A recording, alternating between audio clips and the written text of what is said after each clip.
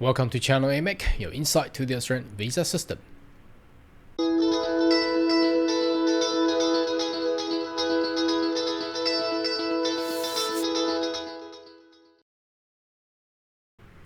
Good day everyone, my name is Carl Yang, your online YouTube visa consultant. Are you interested about migrating to Australia? Why don't you consider to subscribe to my channel, turn on a little bell on the side so once we have all the updates and news, you'll be the first one getting all the insight. Now we are approaching soon Christmas of 2021. Why don't we give an update of the recent state nomination in regards to skill migration? I think this is the topic that most of people wanted to know, and how the federal government is actually inviting, if any. Let's check them out. So recently we have received some updates from New South Wales and Western Australia. Now apart from South Australia, Northern Territory, Queensland, well, first of all, they don't post any updates and status of how their invitation round has been. But obviously, there are some people getting invited, but we don't know the number. Some states choose to disclose them. But let's have a look. Let's have a look and see how that will affect you. So, obviously, a lot of people might ask, what about Queensland? What about Northern Territory? How about South Australia? Well, look, if they don't disclose, I wouldn't know anyway. But let's have a look other state who intend to disclose those numbers. Perhaps we can use those numbers to reflect into other states. So let's have a look at the first one, which is the state of Western Australia. The site has been like this for a long time. They haven't really revamped and introduced a new website. It's anyway, it's still useful because they still provide information. So most recent one is on the 17th of December, which they have disclosed their current round, invitation round 2021. So what's happening there is there has been, what do we read here? So schedule 1 of the WASMO, which is the general stream. General stream is the one that they offer to interstate, offshore, anywhere, anyone who has not actually complete a study in Western Australia. So general stream is for those one, and it's cut into schedule 1 and schedule 2.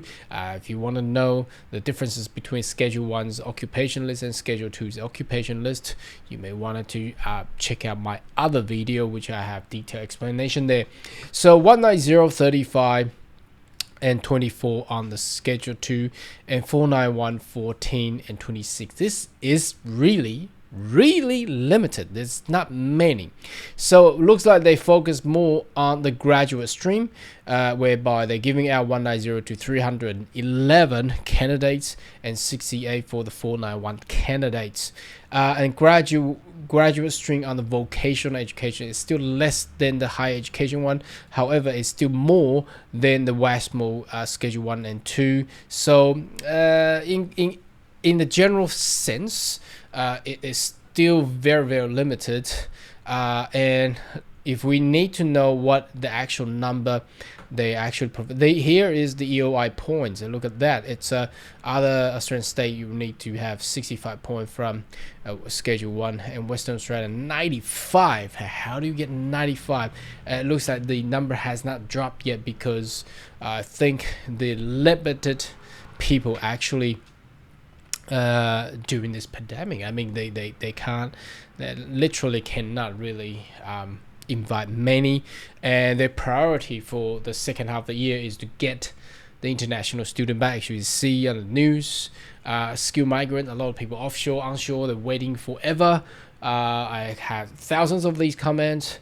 People ask me when. I don't know. I would say 2022. I never said 2021 because it's not likely. I mean, their first goal is to save international education sector, so not to utilize the skill migrant. But then obviously that gives a disadvantage to these skill migrants.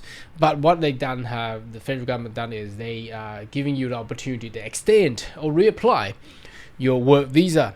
However, there's still be a lot more work to be done there, so the points required still very high. Well, obviously, if we look at this kind of number, you will see there's only 6,290 for Western Australia. That is still considerable, very low.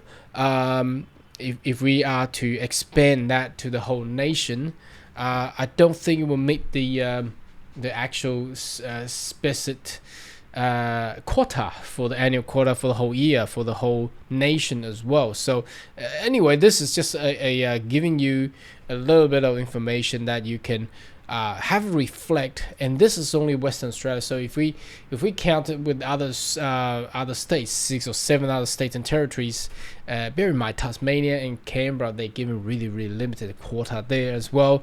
Western Australia, however, it should count it as a large state.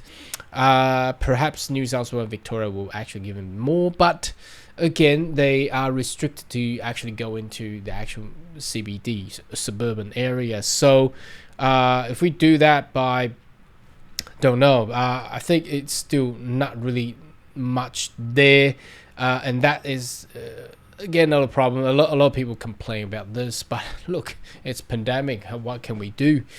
So that's why some of the information that people ask me whether they when can they actually get invited. I don't know. I really don't know. I did get an email yesterday in regards to New South Wales updates on their occupation list. So let's have a look. This is the email there. Let's jump in there and have a look there. Okay, it's huge.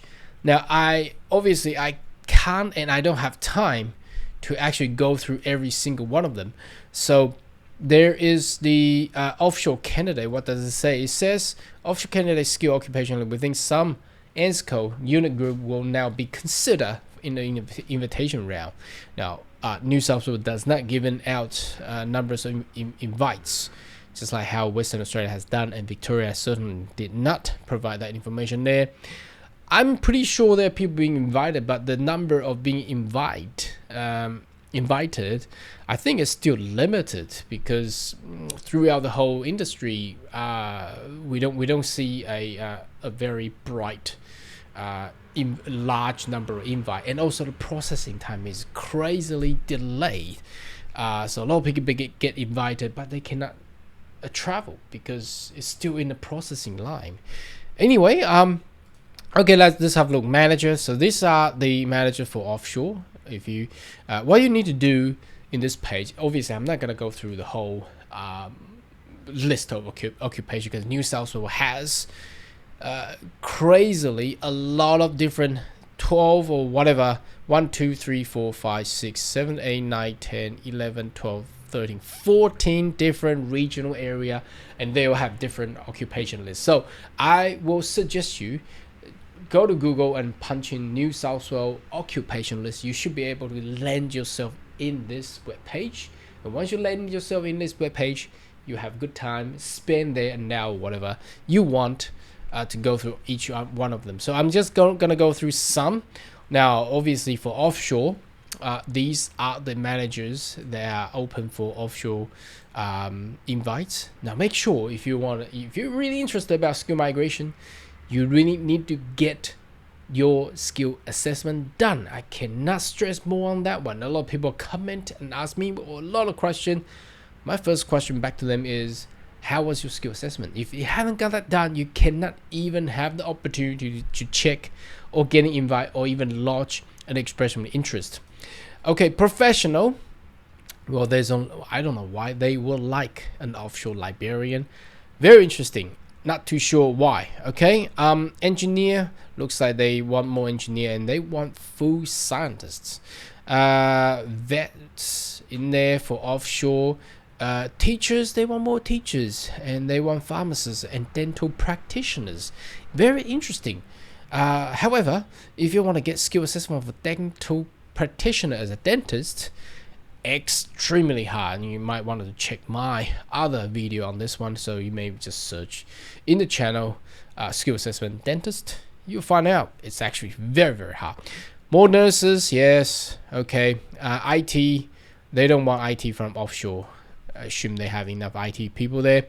And telecom engineer, blah blah blah, and goes on. Social workers. Now other technical people, the engineer, draftsperson, technicians, they want them, and they want all the trades. So it looks like the infrastructure build up required in New South Wales needs a lot of trades there. Hairdressers, All right, I'm not too sure why they will need that offshore. Okay, community welfare workers, personal service, dental hygiene, diversional therapist. First time I encountered that. I'm not too sure how that occupation work anyway. Okay, let's go down to the skill word regional. I think this is not much of differences between last time, but there's a lot. I mean, this list is so long. I think it covers, that's the combined, that covers most of people, but you really need to check where you are and where you at. So how the strategic work for New South Wales state nomination or its regional, it's just too many, I'm not going to click every one of them, is that what you need to do is you can study in New South Wales, no problem, or elsewhere, it doesn't really matter. It's more favorable if you study in regional Australia because you get more points. So the key here is still the same. It's the strategy for getting invites and getting yourself into a skill migration pathway is once you graduate, you get work. Now the work has to be related to your occupation. So if you study IT, you don't get a work or job as a chef or cook. That's not going to help at all. So wherever you got offer for work, okay, I will really suggest you to go. Now, you see, for example, you study in Sydney as an IT and you got offer in, I'm not too sure, Southern Inland, for example, and then you've been working there for half year, 6 months, and then obviously you meet that requirement. So then you can be nominated in that regional for New South Wales state nomination. So that's how that will work. So the key here is graduated and get your work in the occupation that you are in. Don't just follow some job, get some petty cash in a supermarket or whatever, and hope that you can migrate. That's not gonna work. You gotta get some job that is within your occupation. Okay, so that's the key of skill migration.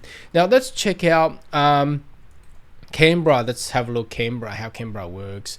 You know the Matrix, and we got the Matrix as movie coming out very soon, the end of this year, I think in Christmas.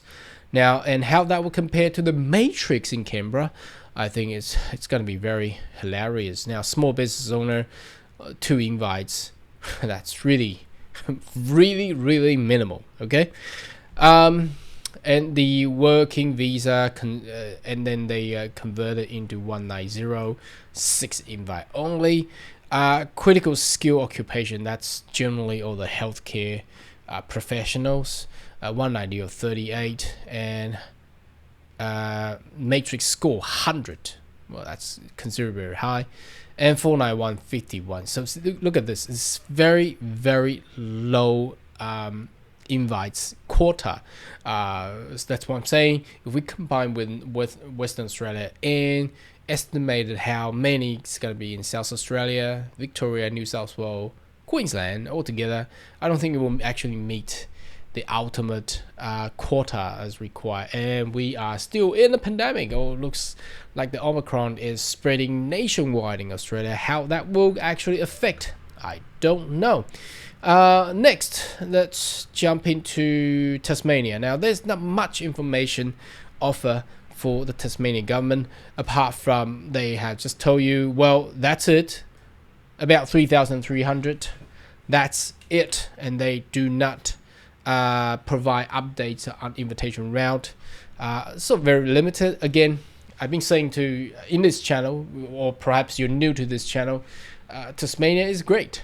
It's regional, don't get me wrong, but you see what I said for skill migration. The strategy here is once you graduated, you get work, you get employed, right? That's Tasmania's biggest issue. You can get graduated as long as you complete your university or whatever the course that you're doing. But to get a job in Tasmania, especially in those professional sector, it's actually very hard. And that obviously will be an obstacle for you to get skill migrations.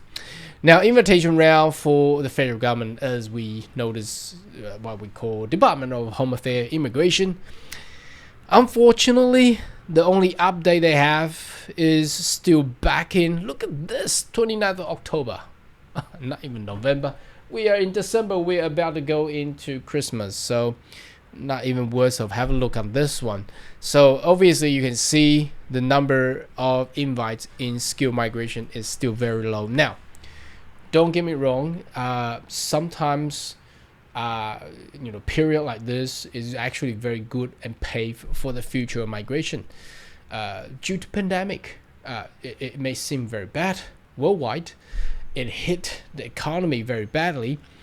But again, as a reflection of how government of Australia is going to treat its economy, if it continues to be that bad, it will open up more opportunity for skilled migrant. Look at what happened during the past few months. The Minister of Immigration had opened up a reapplication for a lot of work visa, graduate work visas, and giving out free student visa if they get affected.